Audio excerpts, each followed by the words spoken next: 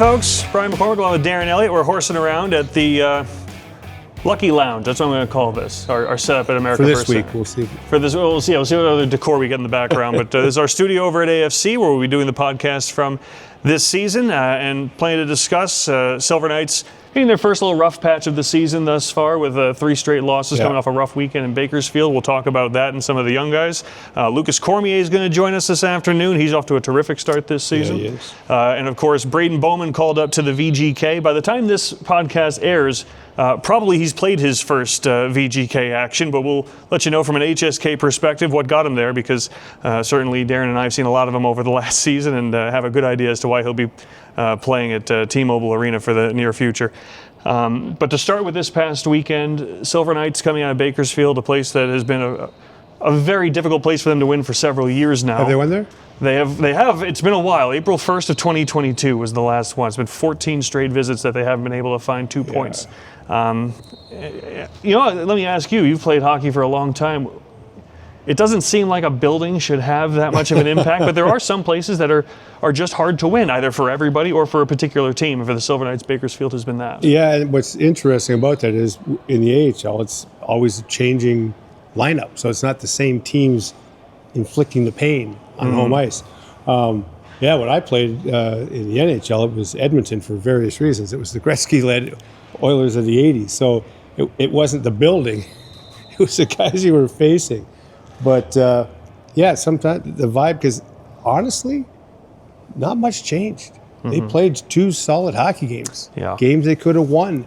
There were mistakes, and maybe some of the younger players made mistakes that we hadn't seen or that they were able to overcome real early in the season, because it's still early in the season. Yeah. But, watching those games, very winnable. Base was there in terms of the defense. Forecheck, stuff like that. So you didn't get the results in the standings, which we know that's in the end, that's all what it's all about. But from a coaching standpoint, it's like, okay, it's details. It's not like the base got eroded. And just to zoom out a little bit, because we're 12 games into the season, which is not a small sample size, but against 72, it is still a sample size where you're learning, figuring things out. Again, most hockey people would say loosely that, Thanksgiving. Yeah. You kind of. End of November, yeah. A lot of teams by Thanksgiving are who they are, or at least they know what the things are that they need to fix that aren't just a flash in the pan. But for the Silver Knights, they were coming off 7 straight wins.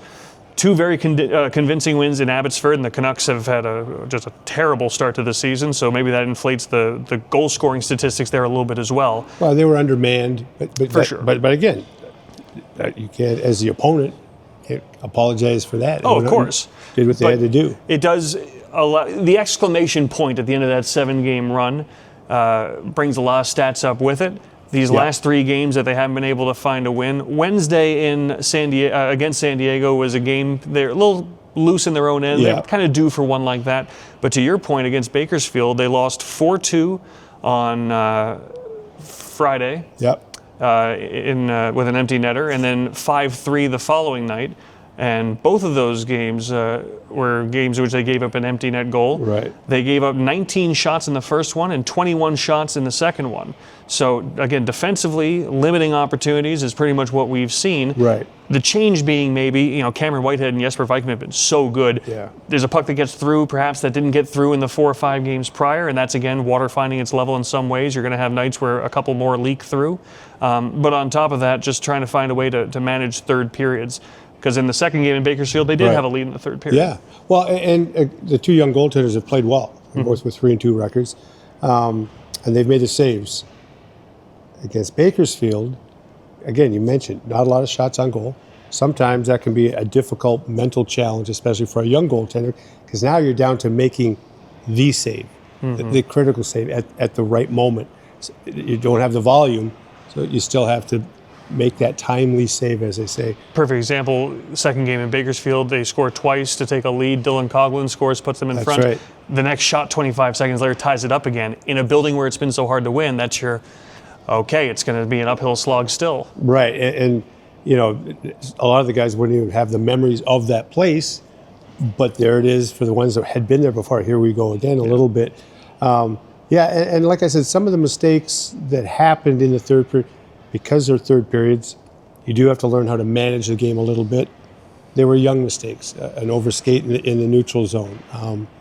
Just little details that hadn't. If you have the puck and it goes deep, there's never even a scoring chance. Never mind a goal. Yeah, and Ryan Craig talked about a little bit after the game that this is a stretch in which we talk so much about, because of the early success, teams learning how to win. And we almost put that responsibility on a team, like you need to learn how to win and build that culture, and that is true. The other side of it is, okay, eventually you're going to have a cloudy day, and you need to learn to handle that as well. And again, a 3-game stretch, partly cloudy, but you do need to correct it. And coming back home, playing a good team like Calgary is an opportunity to do that. But that's the next step now. Is okay, first little bump in the road. How do you respond to that? Well, I really liked our start. I thought our first 12 minutes was good. Then the power plays early, 5-on-3, we couldn't capitalize on it. Thought they gained some momentum and energy off that kill. They got into it. But we get through the first period well.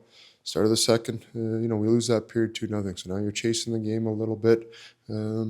Proud of our pushback in the third, how guys responded. But it comes down to managing a hockey game, managing the puck, figuring out what works, which I think we saw with our forecheck and how that was working, and then sticking to it. I think a commitment to that will go a long way. So we'll take the lessons we learn out of this. It's early in the year. It's a month in. We got to learn how to handle success. We got to learn how to handle momentum swings, all those kind of things, and make the next play. It is, because you only want it to be a bump. 3 games is kind of the max where once it gets beyond that, now it's raining. It's not cloudy. It's raining. It's no longer partly cloudy. You've got it just changes the mood, right? And already, so this is a big weekend, because in the standings, right, coming up this week, off this past week, you're playing Calgary, good team. You're right there with them in the standings. They're home games, and you've had the partly cloudy stretch that you're in that you want to put behind you and stop it there. Calgary coming off a win against Ontario. They had a slow first 2 weeks of the season. They've really picked it up. It's a Silver Knights team that was without Tanner Lazinski their last time out, upper body injury, but he's trending in the right direction, so they don't think that's going to be too lengthy. They might have him back sooner than later. Braden Bowman is not going to be in the mix for the next little bit now, so that affects a power play. Welcome to the American Hockey League. Yeah, when we talked to Jacob Megna last week on this program, he said, you're not going to have your lineup all the time. Whether it's your injuries, whether it's the big club having needs, you're not going to have your lineup all the time, which is why the most important thing you can do is, when everyone's here, when we are our group, bank points. Right. That's when you got to win. You need to win during the trying times as well, but when you have your group and there are no excuses, you got to get points. It's a very veteran way to put it. Yeah. He's lived it. He's been part of it, both up and down, and he was called up as the 7th defenseman, right? And so I like that insight, because when you have your group, and they did bank points with the 7th straight, right? They pretty much had their group. And you're going to lose games in this because it's such a tough league anyway. But like you said, the challenge, we mentioned Calgary, now you have Calgary coming in, and good for Braden Bowman, Tanner Lazinski. You could sure use him, but you're not going to have him. So other guys have to find ways. And that's one thing that I've liked about the first 12 games, the young players, contribution from the young players. Veterans have been excellent, but the young players have opened my eyes a little bit. And we're going to dig into Jackson Hallam, Tuomas Hirvonen, just to name a couple. Before we do, though, again, and Lazinski might be available for this weekend. He's soon. Bowman won't be. It's a little bit of a parallel, I think, to the Golden Knights, who right now are trying to find the right power play combinations. Right. The Silver Knight power play was around 40% a week ago. No power play is going to stay up there. It's going to come back a little bit. But their last time out against Bakersfield, the Silver Knights, 0 for 5 on the power play. They had 2 5-on-3s. One was a minute and a half, one was 30 seconds. Couldn't cash in on either. Now, again, that's a 2-day stretch. That's a little bit of a statistical correction, probably. But without Lazinski, that changes things a little bit. And if they're going to be without Bowman for a little bit, that also changes things a little bit. That's something to figure out on the fly as they look to make their power play a major factor in finding wins. Someone somewhere is going to say we have to simplify. Right? and what that really means is just get pucks to the net. But what becomes harder, and we've seen it with the VGK as well, zone entries, all that rhythm to get the puck into the zone, get set up. It's not just about pounding pucks at the net. There's lots that goes into it that they're going to have to overcome. But you're right, there's a little bit of a correction there from a 40% success rate. But if you need to pound pucks on net, Raphael Lavoie has points in 8 straight, and that's what he does. So that's an option things can funnel through as well. And he's always a major option on the power play when everybody's there anyway. Yeah. So, but again, now the penalty killers, okay, we don't have position. What are we going to do here? We're taking away Lavoie for sure. You know what I mean? Yeah. So there's those kinds of things. There is an opponent component to this as well. Let's talk about the young guys, as you mentioned. Jackson Hallam has had a tremendous start. He had a 6-game point streak, was held off the sheet for a night, got right back at it again. But he was really good this weekend against Bakersfield. You know, so much of the conversation on him coming into this season was speed. Yeah. For good reason. We know why. We're seeing it. But there's more to it than that. There's a headiness there. And I asked Ryan Craig, I said, well, he seems more mature than a lot of the young guys. It's like, well, he's a college kid. He's 23. He's not 20. Right. And there's a little bit of understanding that you're seeing him apply. It's not 100 miles an hour 100% of the time.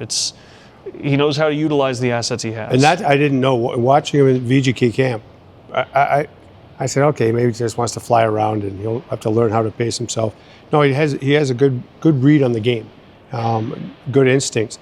What I like about him is he's going to be one of those guys that every opponent can't stand playing against. Mm-hmm. There's a little bit of the tenacity and the speed in which he's able to do it at is going to drive opponents crazy. And we've seen a little bit of that already.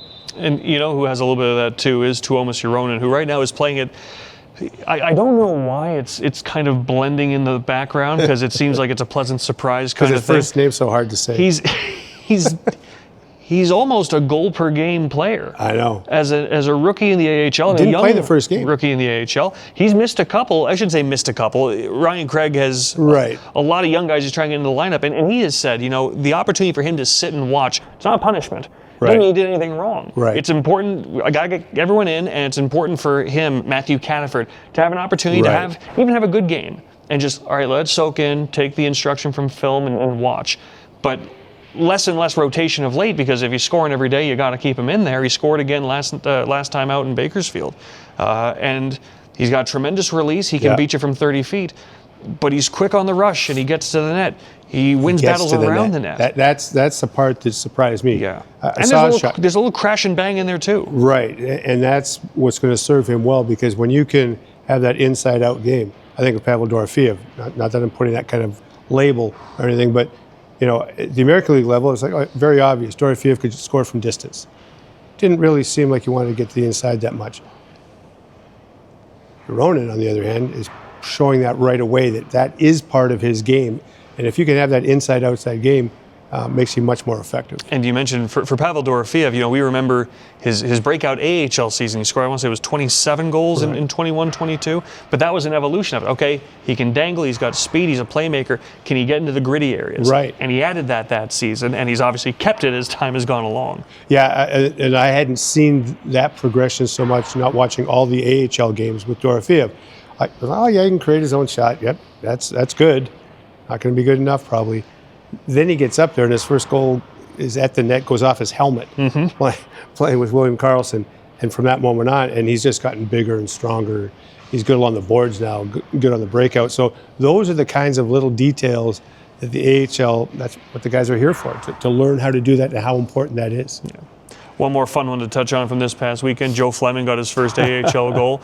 It's always fun to see the guys. The reaction from the bench tells you a lot. Yeah. And the eruption for Joe Fleming, I think it was his 43rd or 44th career AHL game. Goes to the net. Jackson Hallam on a 2-on-1 pass-off pad. Fleming finishes. But he follows up and has the primary assist on Dylan Coughlin's goal the following night when he wins a battle with Kai Uchas behind the net. So you're seeing those little elements of a guy who was last year primarily a defenseman, and then they tried to transition a little bit because he's got physicality and he's got a bit of a mean streak. And they said, all right, well, what if we just had him go full downhill on the offense and do it that way? He's always going to have that ability to drive you crazy, Right. and to bring a little bit of crash and bang. Does he have the ability to be productive around the net with the puck on his stick? And we're seeing signs of that development, but also the new assignment this year. Last year he was a utility man. This Right. year you're a forward, and we need you to become one. Well, and it's better for the player that there's a plan, right? Utility player keeps it, okay, I'm dressing, I'm playing, but you don't know really what your overall goal is other than to help the team in the moment. From a career standpoint, okay, this is the path. The other thing about that is when you've been a defenseman, you're going to be defensively conscious. Like he's not going to have to learn that side of it necessarily. Yes, a little bit from but it's easier, as a winger. Your defensive responsibilities aren't nearly what they are as a defenseman, obviously. But all the grit, the determination, and like you said, the last piece, can he be productive? If he proves that, got something there. Yeah, and it's coming along. And again, on all fronts, this is a team right now with Braden Bowman called up. Obviously, it only affects the goaltenders, but Carl Lindbaum is up. We're reaching that point in the year where the needs expand, and right now there's the patience of guys in and out of the lineup. As the season goes along, there's a little less of that, and there's a little bit more all the time, and we're starting to see where some of these young guys fit in on an everyday basis. Well, we're going to hop out. When we come back, defenseman Lucas Cormier will join us, having a phenomenal start to the season. Really is. And offensively, but of course it's his 4th season in the organization, so he should have... He's healthy, it shows. And he'll have a lot to tell us about not just this season, but his time in Vegas, what got him here. We'll cover it all when we come back with Lucas Cormier. Stick with us. We're horsing around. Imagine you played with like a guy like Fred Brathwaite, how good you would be and how many points you would get. Oh my God, he is so good. It'd be the slowest line in the league though. You and me? Yeah, it's harder. A little harder today. Post travel. Feels good with 5 goals though, huh? Feels good. Good handle. Yeah. One of my favorite players, 75, was Henderson still. Hey, rim it! Rim it! Rim it, Lindros! Rim it! See me fall? Not good. Fall? Oh, I didn't. Not good. Look good. Yeah, fair play. That beard. I'm trying to get one of those. You'll get it. When? 30. Hey!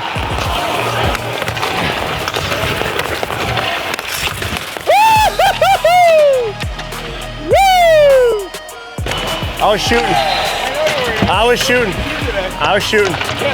Yeah. Cameras are on, I was shooting. I'm really surprised with that Fred Brathwaite. Did a really good job. You won't start. You won't start against us, eh? I'll go. You'll fight me? Oh, not like that. Oh, but one-on-one. I get against you. Well, you're better at that than me. We're making the right plays. We're just not executing. It's just habits, man. You don't know to hide. It's the standard. Like what? It's the standard. Always advance, never retreat. Always advance, never retreat. I try. Did you get some good content today? No, probably not. I like goalies. Oh, way.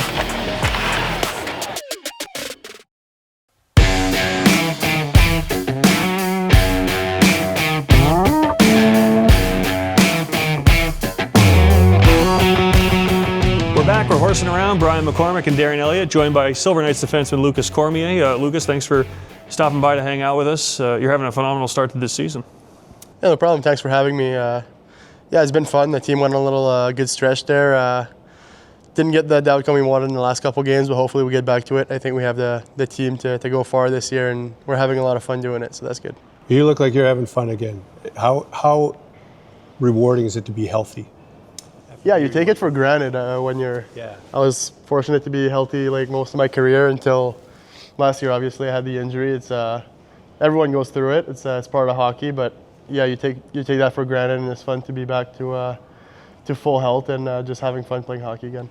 For opening night, your game, you were skating all over the ice. You had 11 shots attempts. It just seemed like you were having fun being able to play your game. Yeah, I think I play my game. I play better when I'm having fun. That's what hockey is all about at the end of the day. You grow up playing hockey because you love it. You have fun doing it, and I don't think it should change when you get up to the higher levels. So yeah, I'm just trying to have fun doing it, play the right way in the same time, and yeah, it's been fun this year. We have a good group.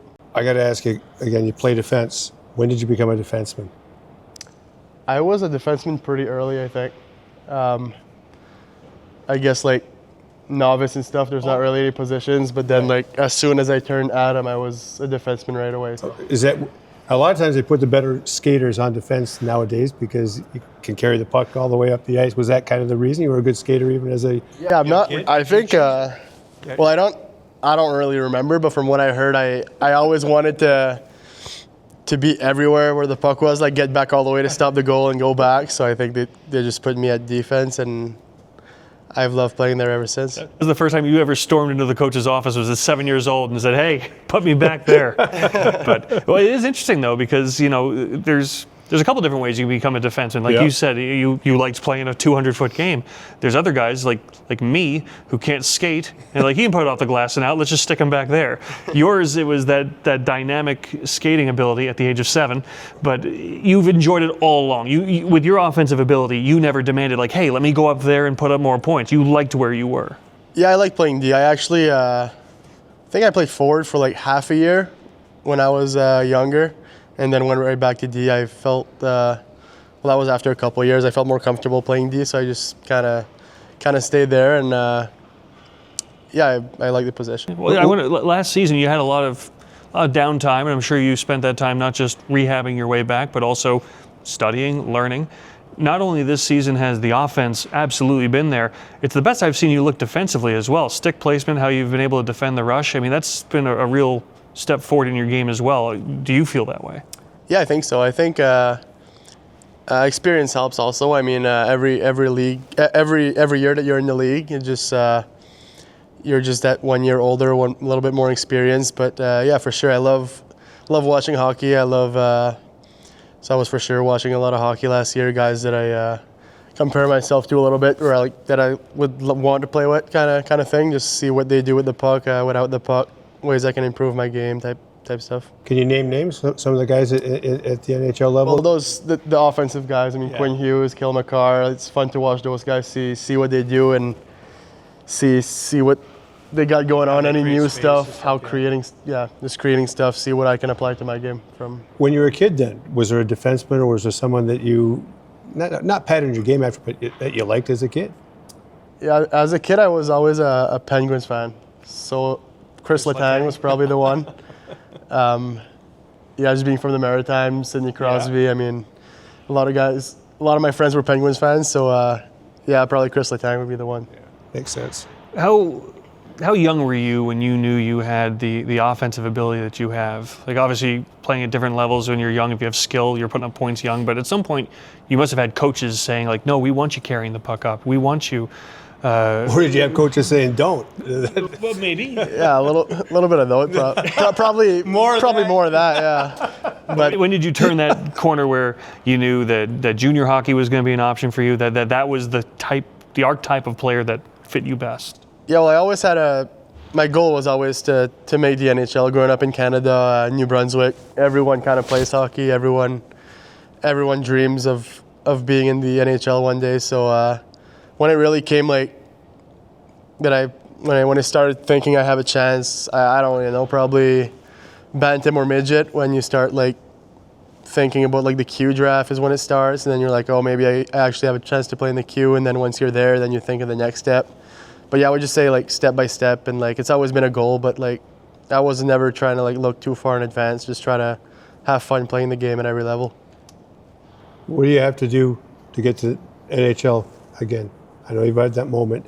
What pieces of your game have to improve in your mind? Yeah, I think I just gotta round out my game, be more responsible defensively.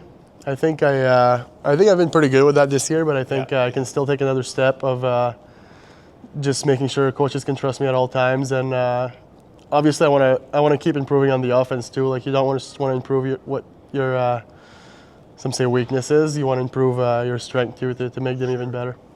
I wonder, Lucas, we talked about this a little bit earlier this season too, talking about how free-flowing your game has been to start the season. You've been playing with Jeremy Davies pretty much the entire time, and you both have that style to push the play, get up ice, get involved in the offense. And we've talked about how your game is getting more complete every year. But you are an offensive guy. Sometimes we hear coaches say, all right, we've got an offensive-minded defenseman. We'll put him with a stay-at-home guy. That's our balance. They look out for one another. You guys are two guys who get up there, and that seems to work really, really well. Yeah, I've been loving playing with him. I think we kind of think the game in a similar way, if you want. So I think that's been helpful. Just the more games we play together too, just getting used to each other. We both like move a lot, so just like where we're gonna be on the ice, stuff like that. So yeah, I've loved to play with him, but I think actually it's probably gonna switch up this weekend, just mix things up. It never stays the same the whole year, so we might go back to that. Maybe this will be better for the team. I mean, whatever's better for the team to win is what we're going to go at. It's been 12 games. That's an eternity in the American Hockey League, right? Darren asked you about your journey back to the NHL, and that's your goal is to get back to the Golden Knights. We're going to talk a little bit about that opportunity you had a couple seasons back before, though. Braden Bowman is getting that opportunity right now, and having gone through that yourself, what's that emotional whirlwind like of getting that call? There's a rookie lap coming at some point and getting into NHL action. No, that was a great day getting that news. It kind of, I guess it was the same for Bo. It just comes out of nowhere. You're just at the rink, not thinking anything of it, and then you get that little meeting that says you're going up. So it's just a lot of emotions.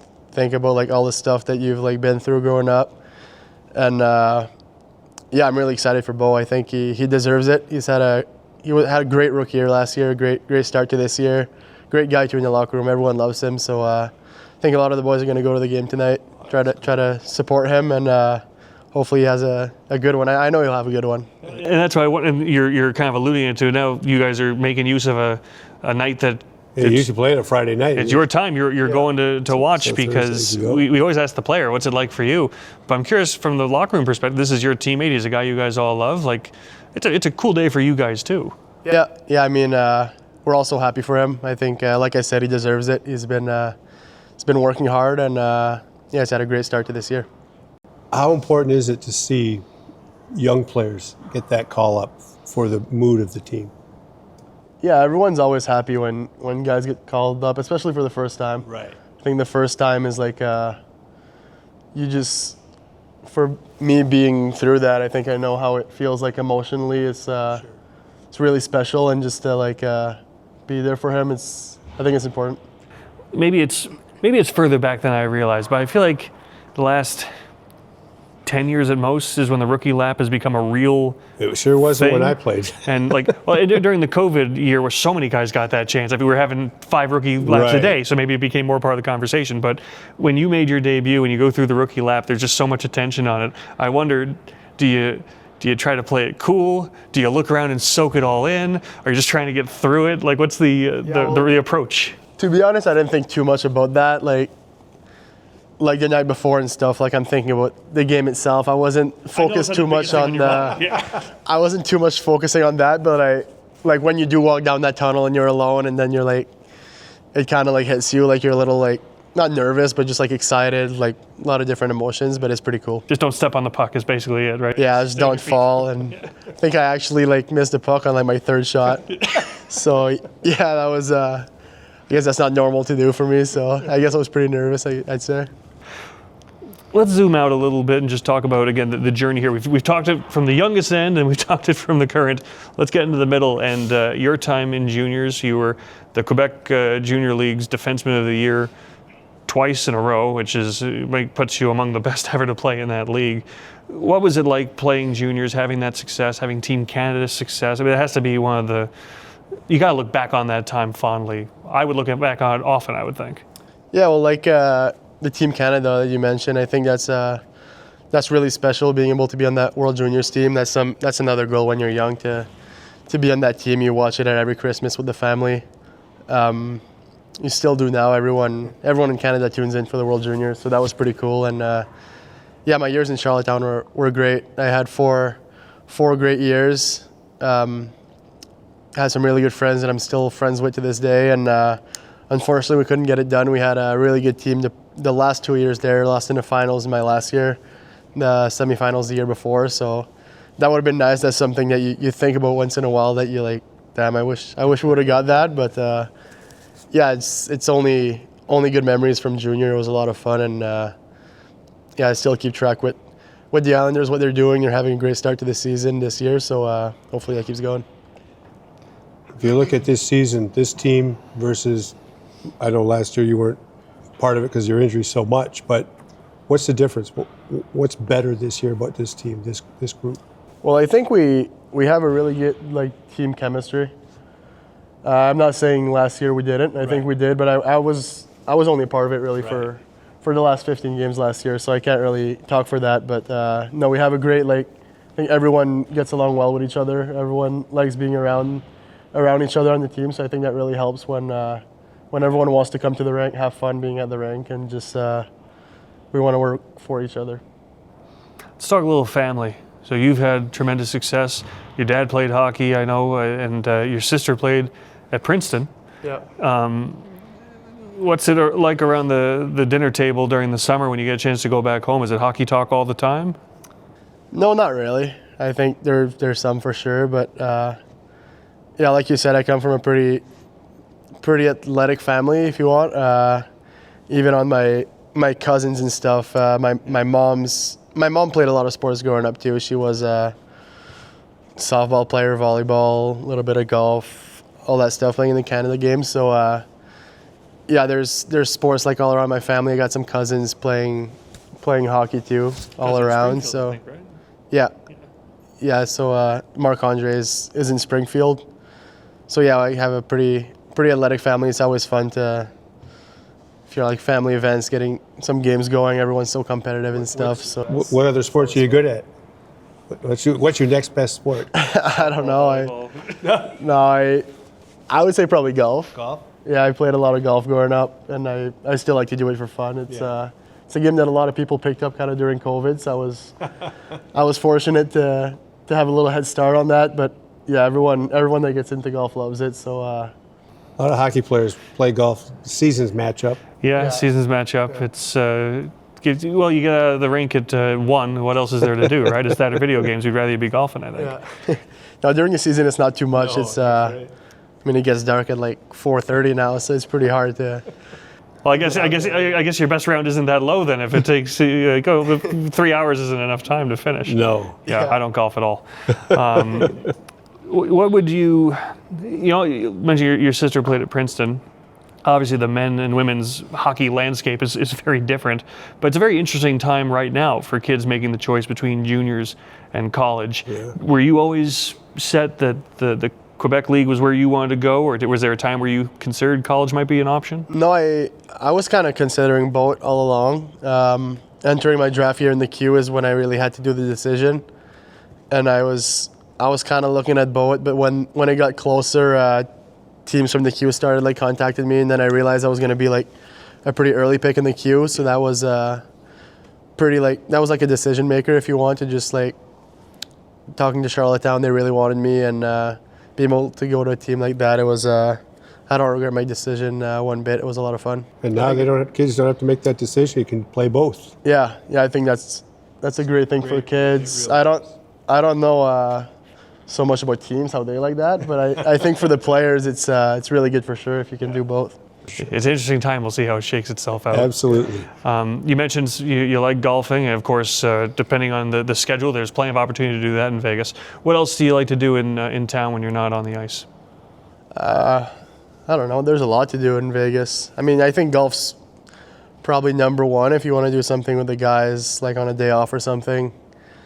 I'm trying to think what else. I mean, there's always shows, concerts and stuff if you want to go do that, watch that. That's always fun. And not really, actually. During the summer, I golf quite a bit, but during the year, it's when you have a day off, you also want to just relax a little bit. You have 6 straight days, 1 day off per week usually. So that day off is usually more.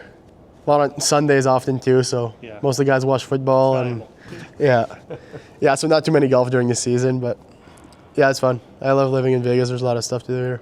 You mentioned you've done a lot of cool things in your career already, and you're still so young. There's a lot more to go. But I always like to think for players, we always talk about, first goal puck, that's on the mantle. But you guys probably collect a heck of a lot more than that.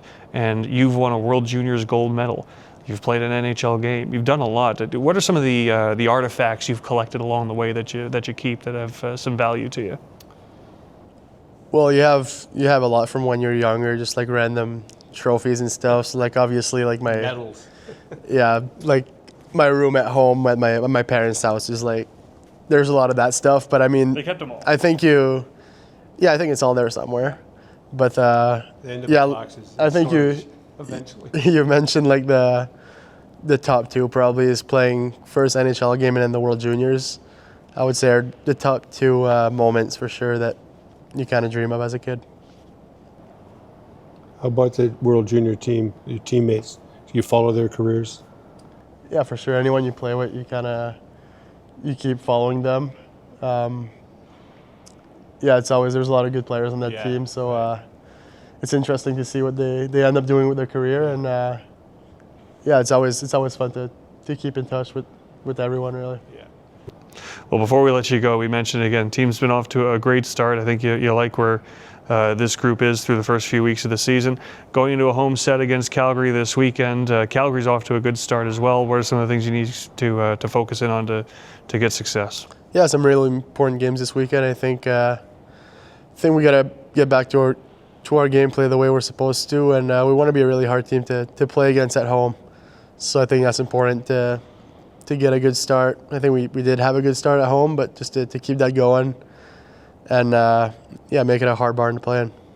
Corms, it was great sitting down with you for a few minutes. We appreciate it. Good luck the rest of the season. We'll do this again. Thank you so much. Appreciate it.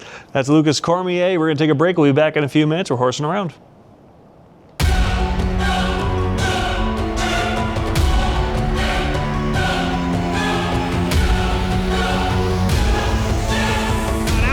Right side, Bowman looking, side of the net for McLean. Backhander scores!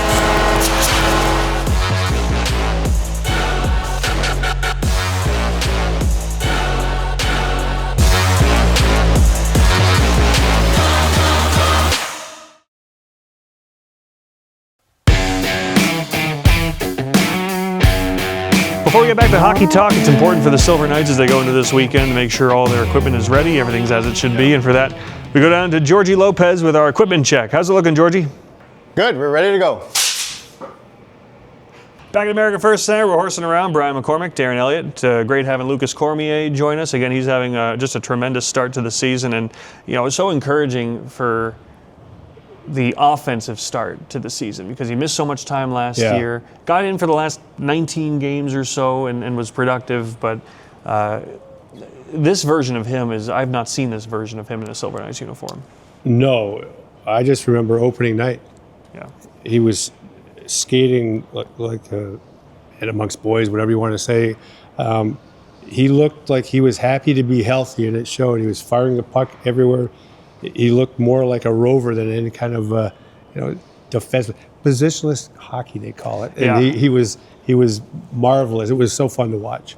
And he's hoping he'll have another opportunity like what Braden Bowman is experiencing now with the VGK, his first NHL call-up, and just the evolution of Braden Bowman from undrafted free agent, development camp invitee, rookie camp, AHL contract, end of last year signed an NHL contract, and now it's happened really, really quickly for him. It's a remarkable story. Just how you chronicled it. I remember seeing him. We talked about this over a year ago, and I've talked to people in the organization, Tim Speltz, Will Nickel, and like, how did he not get drafted? Kept coming to my mind.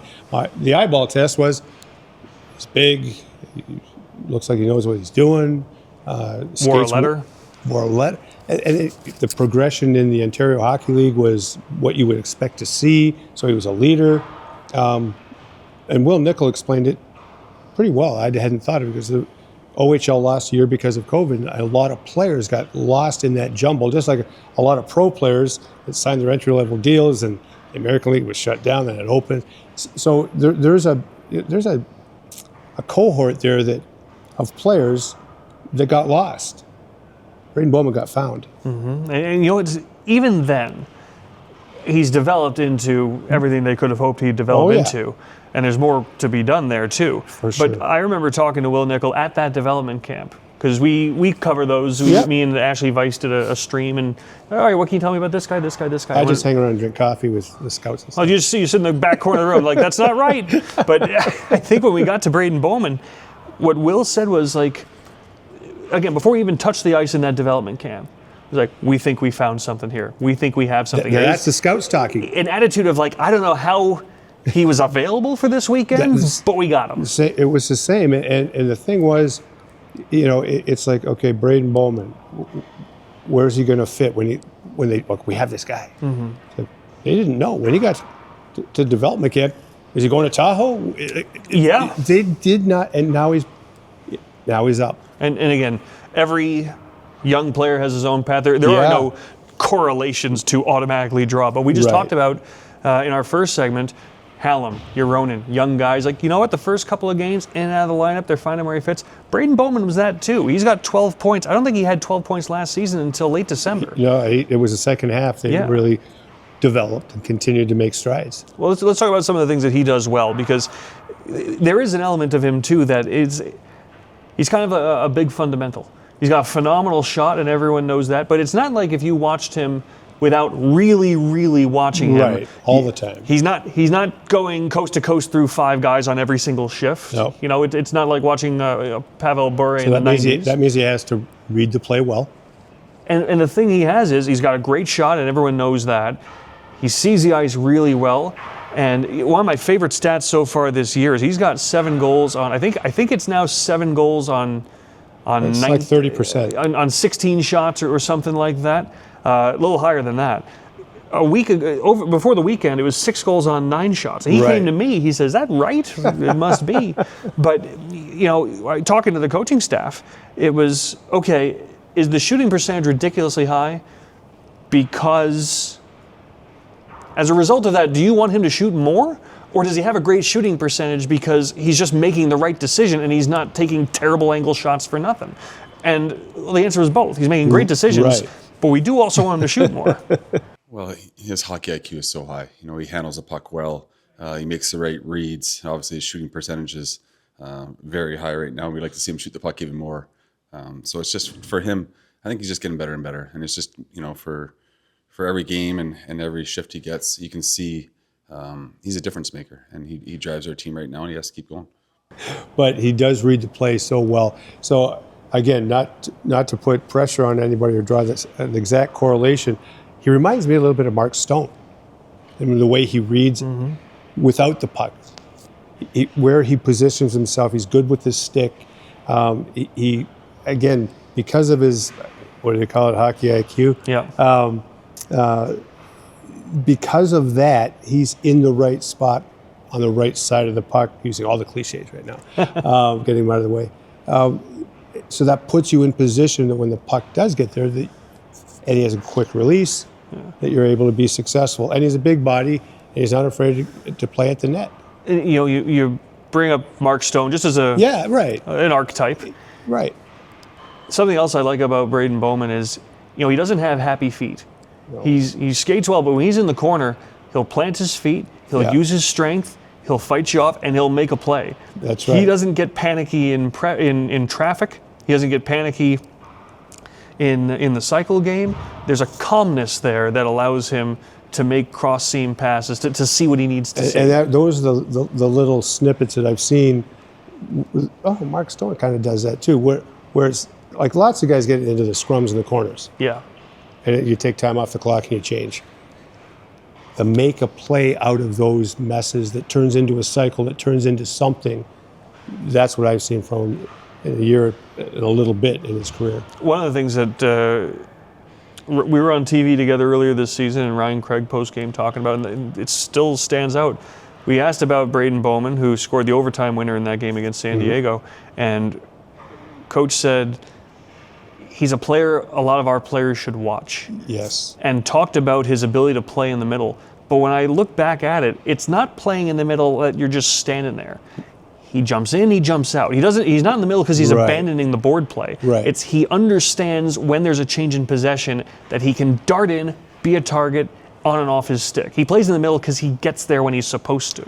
And that's the supposed to part. And our players can watch and learn. Some guys never learn that. That's just beyond their scope of what the right time is, the timing of the play. And that goes back to how well you see the game, read the game, and react to it. And the other thing, we talked about the Silver Knights power play. They've got plenty of guys that frankly want power play opportunity. So there's, as Ryan Craig says, it's opportunity. It's a chance for someone else to get a look. But something else that he does, again, the shot is so good. And it's not a one-timer that's so great. It's a wrister that's so good. And you just think that where it's highlighted best to me is on the power play, right circle. Yeah. He's a right-handed shot on the right-handed side, but he'll loop up high, he'll get going downhill, and that's when he receives it, and it's step, step, bang. Yeah, it's early on, it's been potent. The power play, we talked about it earlier, and he's a big part of that because of that shot and that release. But to me, again, it's like the highest compliment. He's just a hockey player. Battles, plays it's nothing. He's not great. His shot is elite, but everything else is hockey IQ. The scouts would have those kinds of measurables, but he just goes out and plays. What needs to be done in the moment, and that's even defensively, because I've seen his game really pick up from that standpoint as well. I think it's nice, and we talked to Lucas about this, but I know that Ryan Craig talked about it a little bit yesterday with Darren Millard. Guys get called up all the time. It's part of the business. Sometimes you learn something from the reaction of how the team feels when a guy gets that chance. Guys are thrilled for Braden Bowman because you've had plenty of interactions with him. Yep. He's such a down-to-earth, easygoing guy. He's the kind of guy that he's a professional. He takes his job seriously. I'm sure he knows he's good, but he's the kind of guy that gives you the impression he doesn't know how good he is.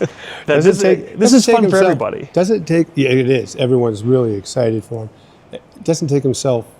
Takes what he's doing seriously. He doesn't take himself all that seriously. Bonesaw, we don't have to take him that seriously. Bonesaw has been called up to the Vegas Golden Knights, and we might see him in the lineup sooner than we think. And, that's what we do this podcast for. Next week we'll break down how he does if he gets that first NHL look.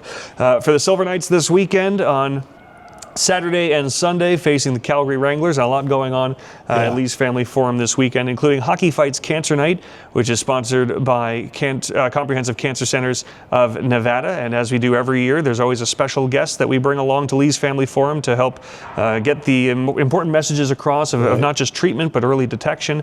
Harold the Town Crier was kind enough earlier this week to pay a special visit to a very special guest.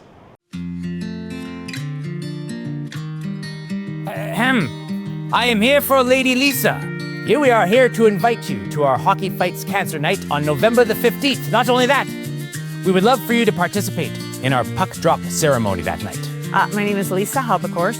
I'm the co-founder and CEO of Spread the Word Nevada. In 2019, I had a mammogram that came back and showed that I had very early stages of breast cancer. I called my good friend Lisa Santor over at Comprehensive Cancer and said, what do I do? And so she put me in touch with amazing doctors, an amazing surgeon, and I just am grateful that we have the good people in our town who care about all of us with our health concerns, and that they are just competent and can do the work with us and get us back on the road to recovery and to full success. We like to highlight our patients and our physicians in almost everything we do so that anybody else in the community who might be going through a cancer diagnosis understands that there's hope out there and that there's a whole community around them that will support them. So I co-founded Spread the Word Nevada with a girlfriend 25 years ago. We started in our homes, and it was a small little community project where we would give kids who didn't have books for their home. And we are excited to continue to help our youngest children and our most at-risk children succeed in life through education.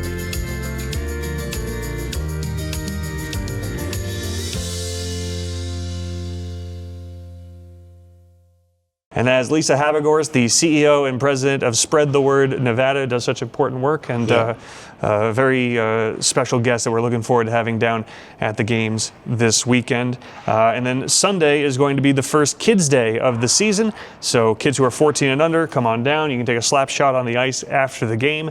And the giveaway, there's always a giveaway on Kids Day Sundays. This will be a replica youth hockey jersey for the first 1,500 kids. So I won't get my jersey, but what a good giveaway. Yeah, well, I mean, you could have it for a hand puppet or whatnot. We'll make use. You look 14.